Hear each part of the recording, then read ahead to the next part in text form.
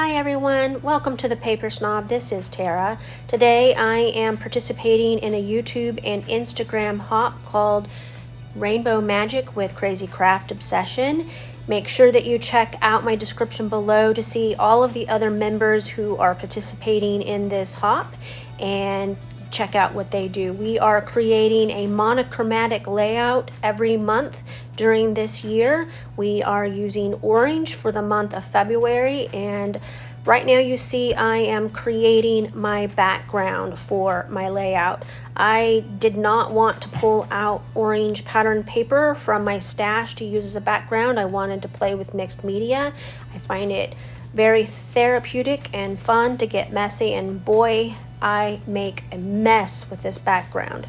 So I have taken 3 shades of orange, one being a very light yellowy orange. It's more orange than yellow in real life, and I'm going to layer it with 2 other shades of orange to make this ink smashing border around my white cardstock. So those 3 orange shades of spray that you see me using are some of my oldest sprays, maybe even the oldest ink sprays that I have in my stash.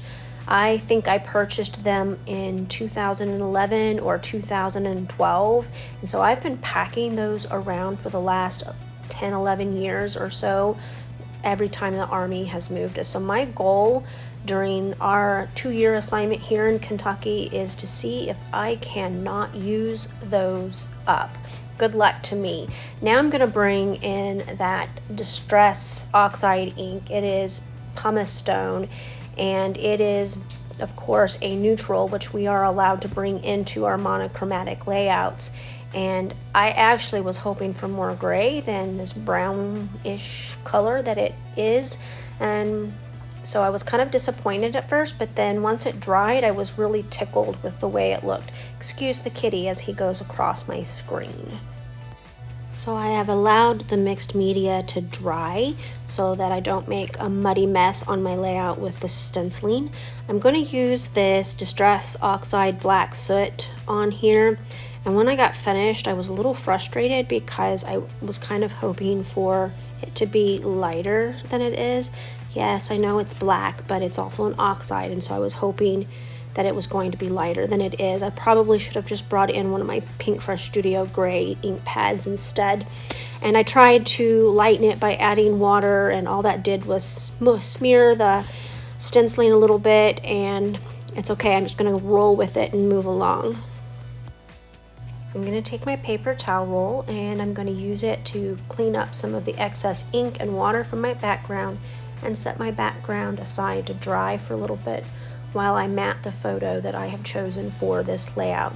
This is a photo of my son Garrett, who was on his very first deployment as a U.S. Marine. This photo was taken in around April 2015. And it is a selfie that I stole either from his Instagram or his Facebook page. For the pattern paper and cardstock that I am using on this layout, I actually went to my scraps, which I have organized by color, and I keep them in a milk crate underneath my desk. This piece of pattern paper is from a Heidi Swapp collection, and I decided it would look really good on this layout. Yes, there's some other colors on the pattern paper. I'm going to cover up most of the other colors with the photo once I put it down on the layout. I'm also going to distress the edges of my photo mat and the piece of pattern paper.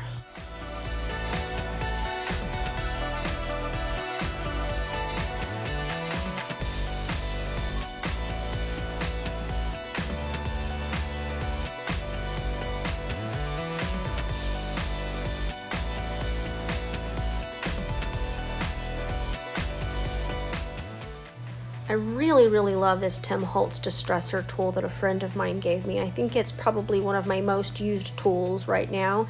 I use it all the time. I'm also going to come in with my ink sponge dauber, and I'm going to use the extra ink that I had left behind, and I'm going to just kind of lightly color those distressed edges. that will bring a contrast on the layout when I lay the pattern paper on my background.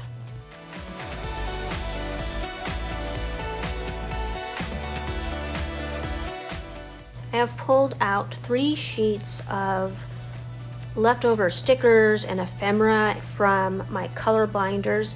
The color binder idea is an idea I got from Janet over at RTS Scrapbooking. This is something that I started about a year ago and then discovered that it wasn't going to work for me just because I'm too lazy to put all of the stuff in the binders. It is a great concept. I just decided it wasn't going to work for me and I stopped doing it, but I still have binders with sheets of different colored embellishments, and I'm trying to remember to pull those out and actually use them. So I'm pulling off various bits and pieces from these sheets to use on this layout. As you can see, I don't really have a lot of choices. Now that I have pulled the bits and pieces from those color binder sheets to use on this layout, I'm going to start layering them up on the layout. I'm not going to do any of the gluing down on camera. I will do that off camera, but I'm going to go ahead and kind of put things down where I think I want it to go. I do end up moving some of the stuff from that lower right hand corner up onto the other side of the photo off camera, but you'll be able to see that really well in the close-ups at the end of the video. One of the things that I did do off camera that doesn't show at all is I added some wood veneer pieces onto the layout off camera, and those will be in the close-up as well.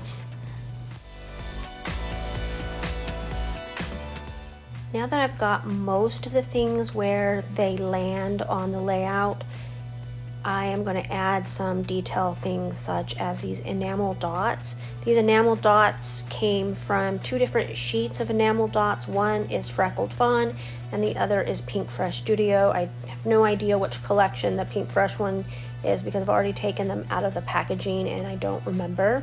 This piece of twine, I'm going to just kind of loosely tie it here. Nothing is glued down on my layout just yet. I will do that off camera. So now I'm going to bring in some splatters because you know me, I cannot leave anything alone. So I'm going to bring in these splatters to hopefully mute that black just a little bit more. It doesn't really work, and that is okay. I really like how my layout turned out this time. Thank you so much for stopping by my channel today. I know that you have lots of options for inspiration on YouTube, Pinterest, and all of the other social media sites out there, so I really appreciate it when you stop by my channel. If you liked my video, click the thumbs up button. Make sure that you check that description box below so that you can see the rest of the hop, and you have a great day. Bye.